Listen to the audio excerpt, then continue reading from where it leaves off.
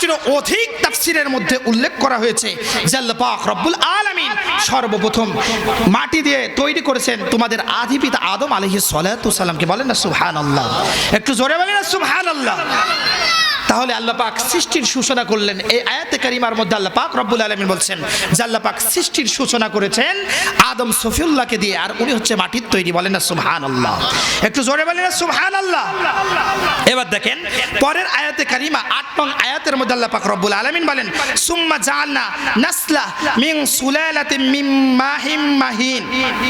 আল্লাহ পাক রব্বুল আলামিন বলেন যে তার বংশধরকে আদম সফিউল্লাহ উনার বংশধরকে উনারা যে মিলিত হয়েছেন, এবং তার তাফসিরে ইবনে কাসিরের মধ্যে রিওয়ায়াত এসেছে যে আদম আলাইহিস সালাম ও হাওয়া আলাইহিস সালাতু সালাম যে মিলিত হয়েছে, মিলিত হওয়ার পর আদম সফিউল্লাহ আলাইহিস সালাতু সালাম উনার পিঠ থেকে আর উনার মাতার হাওয়া আলাইহিস সালামের বক্ষ থেকে যে পানি বের হয়েছে, ওই পানির তৈরি হচ্ছে আদম আলাইহিস সালামের সন্তানরা। বলেন না সুবহানাল্লাহ।